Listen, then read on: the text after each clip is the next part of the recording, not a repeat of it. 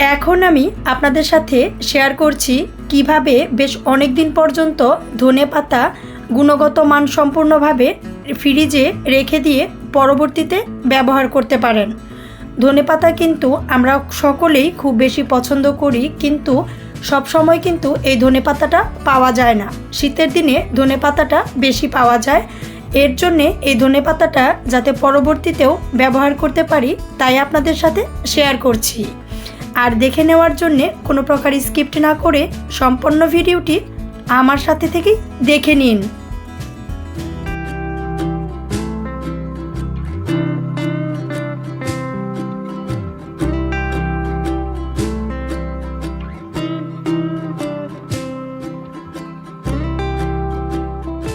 বেশ অনেক দিন যাবৎ ধনেপাতা সংরক্ষণ করে নেওয়ার জন্যে বাজার থেকে ধনেপাতাগুলো আনার পর আমি জল দিয়ে খুব ভালো করে ময়লাটা পরিষ্কার করে নিচ্ছি।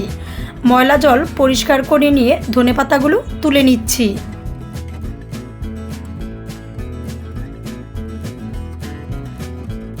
বেশ অনেক দিন যাবৎ ধনেপাতাগুলো সংরক্ষণ করে রাখার জন্যে পরিষ্কার করে ধুয়ে নিয়ে ধনেপাতাগুলো আমি কেটে নিয়েছি।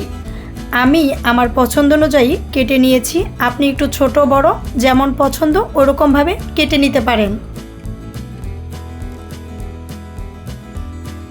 পরিষ্কার করে ধুয়ে নিয়ে টুকরো করে কেটে রাখা ধনেপাতাগুলো আমি একটি বক্সে নিয়ে নিচ্ছি।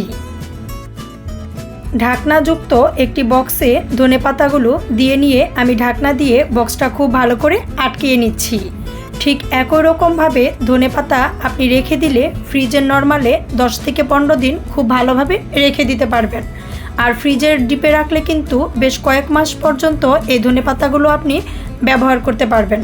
স্বাদটাও ঠিক একই রকম থাকবে। আপনার ঠিক যতটা দরকার বের করে নিয়ে আবার একই রকমভাবে রেখে বেশ অনেক দিন যাবৎ সংরক্ষণ করে রেখে দিতে পারবেন। একই রকমভাবে আপনিও কিন্তু ধনেপাতা ফ্রিজের ডিপে বেশ অনেক দিন যাবৎ রেখে ব্যবহার করতে পারবেন। কাঁচা মরিচ থেকে শুরু করে বিভিন্ন রকম সবজিগুলো কিভাবে বেশ অনেক দিন যাবৎ গুণগত মান ঠিক রেখে ফ্রিজে সংরক্ষণ করে রেখে দেওয়া যায়, এইরকম অনেকগুলো ভিডিও কিন্তু আমি আমার চ্যানেলে এর আগেও আপলোড করেছি। লিঙ্কগুলো আমি ডিসক্রিপশন বক্সে দিয়ে দিচ্ছি, ইচ্ছা করলে দেখে নিতে পারেন। আর দেখে নিয়ে ঠিক একই রকমভাবে ভিন্ন ভিন্ন সিজনের জিনিসগুলো কিন্তু আপনিও এরকমভাবে রেখে বেশ অনেক দিন যাবৎ ব্যবহার করতে পারবেন। আমাদের চ্যানেলের ভিডিওগুলো দেখে ভালো লাগলে অবশ্যই লাইক করবেন, শেয়ার করবেন আর অবশ্যই সাবস্ক্রাইব করে আমাদের চ্যানেলের সাথেই থাকবেন।